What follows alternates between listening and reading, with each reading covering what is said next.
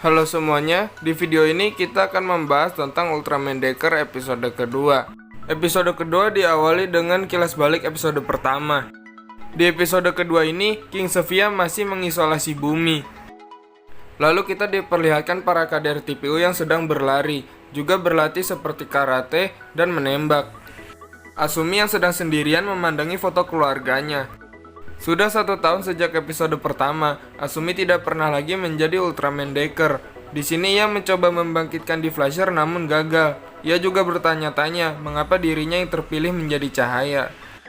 Latihan terakhir para kader pun akan dimulai dan dilakukan secara tim. Di sini, Ryumon, Asumi, dan Ichika berada dalam satu tim dengan Ryumon sebagai pemimpin. Ryumon beserta anggotanya pun memulai latihan. Ichika sempat meminta agar Ryumon memperlambat langkahnya. Tiba-tiba terjadi gempa yang menyebabkan Asumi jatuh dan kakinya terluka. Ichika lalu mengobati kaki Asumi. Di sini Ryumon memutuskan untuk mundur karena ia merasa mustahil jika pelatihan ini akan berhasil. Asumi yang ingin melanjutkan perjalanan pun dijegat olehnya, dan di sini terungkap bahwa Ryumon sangat ingin menjadi anggota God Select. Terjadi konflik antara Ryumon dengan Asumi, namun Ichika di sini mencoba menengahinya. Tiba-tiba terjadi gempa lagi, disusul dengan Murahoshi yang membatalkan pelatihan. Rupanya gempa disebabkan oleh Death Drago yang ketakutan. Murahoshi memutuskan untuk memiloti Guts Falcon. Murahoshi lalu menyerang tanduk Death Drago, namun ia tidak berhenti mengamuk seperti yang dikatakan oleh Sawa. Asumi dengan Ichika yang sedang mengevakuasi warga pun pada akhirnya terpojok, namun untungnya Ryumon datang membantu.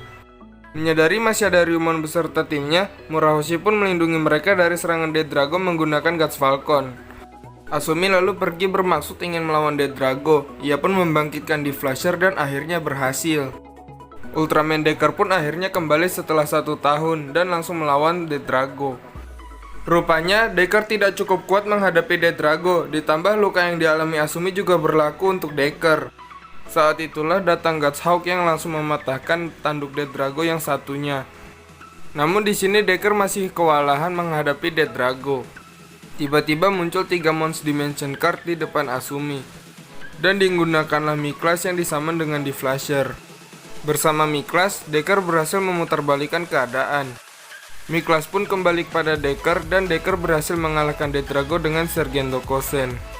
Asumi yang telah kembali didatangi oleh Ichika dan Ryumon. Di sini, Asumi dan Ryumon hampir saja terlibat cekcok lagi. Tapi setelah melihat warga yang kesusahan, mereka pun akhirnya membantunya. Murahoshi lalu datang dan menasehati mereka bertiga. Mereka bertiga juga secara resmi direkrut menjadi anggota God Select yang baru.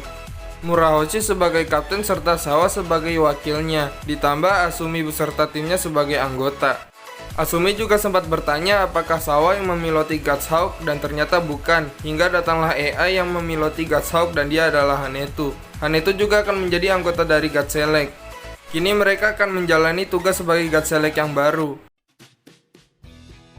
Tadi adalah alur cerita Ultraman Decker episode kedua. Sekarang mari kita bahas sedikit lebih dalam mengenai episode kedua ini.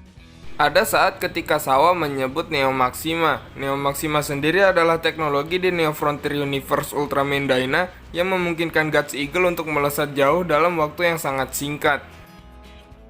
Di episode kedua ini Decker juga berjuang bersama monster yaitu Miklas. Ini tentu saja merupakan easter egg kepada Ultra Seven yang juga berjuang bersama monster. Selain itu, monster yang digunakan Decker juga sama persis dengan yang digunakan Ultra Seven. Tidak hanya Ultra Seven, hal ini juga merujuk kepada Ultraman Mebius. Itu tadi adalah pembahasan tentang Ultraman Decker episode kedua. Kalau punya pendapat lain silahkan berkomentar, jangan lupa subscribe dan sampai jumpa.